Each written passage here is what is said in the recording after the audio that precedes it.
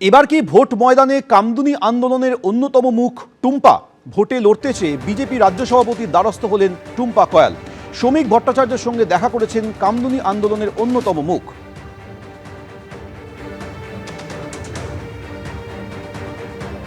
12 বছর হয়ে গেছে। এখন আমি ভাবছি যে কোনো একটা রাজনীতির ছত্রছায়ায় এসে আন্দোলন করতে, কারণ আমরা দীর্ঘদিন আন্দোলন করেছি এবং দেখেছি যে শুধু বিনা রাজনৈতিক ছাড়া আন্দোলন করা অত্যন্ত টাফ ব্যাপার হয়ে গেছে। সেই কারণে আমি সিদ্ধান্ত নিলাম যে আমি বিজেপিতে জয়েন করব এবং সেই মতোই দাদার সঙ্গে কথা হলো। 2-3 দিনের মধ্যে জয়েন করার কথা হয়েছে, এখনও আমাকে ডেটটা জানানো হবে। এবং আমি চাই যে একটা রাজনীতির ছত্রছায়ায় এসে আন্দোলন করতে এবং মানুষের পাশে দাঁড়াতে। ব্যক্তিগত দিক থেকে আমি অনেকটাই দেরি করে ফেলেছি এবং পুরো শেষের মুখে।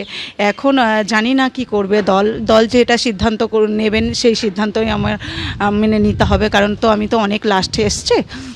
তা এখন সেটা দল যেটা সিদ্ধান্ত মনে করবেন সেটাই হবে। কখনো আমাদেরকে সাথ দিইনি, কারণ আমরা সবসময় দেখে এসেছি রাজ্য সরকারের পুলিশ রাজ্যেরই কথা মতো চলেছে, কারণ রাজ্যের পুলিশ মন্ত্রী যেভাবে ওনাদেরকে নির্দেশ দিয়েছেন ওনারা সেইভাবেই চলেছেন।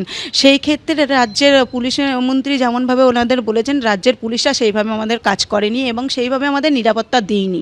আমরা নিরাপত্তাহীনে ভুগছিলাম 2013 থেকে, এখনও পর্যন্ত সেই নিরাপত্তাহীনেই ভুগছি। এবং রাজ্যের পুলিশের কথা আমাদের কিছু বলার নেই, কারণ আমরা দেখেছি যারা দোষী, যারা ধর্ষণকারী তাদেরকে সাপোর্ট দিতে, তাদেরকে সুরক্ষা দিতে, কিন্তু যারা প্রতিবাদী তাদেরকে সুরক্ষা কখনো রাজ্যের পুলিশ দিইনি। টিকিট না পেয়ে প্রকাশ্যে সরব দিলীপ পত্নী। নাম না করে একাধিক বিজেপি নেতাকে আক্রমণ করলেন রিঙ্কু মজুমদার। রাজারহাট নিউ টাউনের বিজেপি প্রার্থী পীযূষ কানুরিয়াকে নিশানা করেছেন দিলীপ পত্নী। যাকে প্রার্থী করা হয়েছে তার বিরুদ্ধে আর্থিক কেলেঙ্কারির অভিযোগ রয়েছে। মন্তব্য করেছেন রিঙ্কু মজুমদার, প্রয়োজনে রাজনীতি ছেড়ে দেব, হুঙ্কার দিলীপ পত্নী। রিঙ্কু মজুমদার তিনি এসেছেন রাজ্য বিজেপি দপ্তরে। আপনি কখন এসেছেন এবং কি দেখলেন? যে আমাদের নিউ টাউন বিধানসভাতে যে ক্যান্ডিডেট হলো, মনে হয় আমাদের এখানে হয়তোবা সার্ভে হয়নি।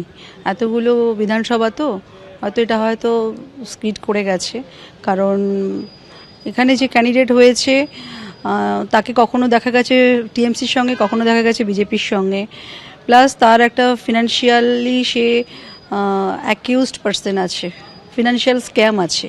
সব ক্যান্ডিডেট ফাইনাল হয়ে গেছে। আমি আশা করছি না, যদি লজিক হয় সবার জন্যই সমানভাবে অ্যাপ্লিকেবল হবে।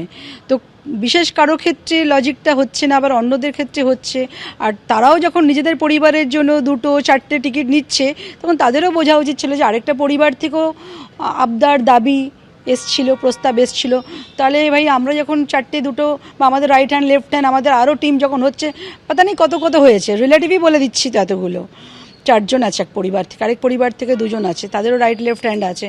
তো তারাও কনসিডার করতে পারতো যে ঠিক আছে, মানে আমার হাজব্যান্ড তো কোনো সাধারণ কেউ নয়, সে তো অনেক নেতা নেত্রী উনি বানিয়েছেন, নেতা নেত্রী মন্ত্রী অনেক উনি করেছেন। তো সেই যখন বলেছিল যে তার ওয়াইফ তার থেকেও এগিয়ে ছিল, তো একটু কনসিডার করতেও পারতো, চাইলে করতে পারতো।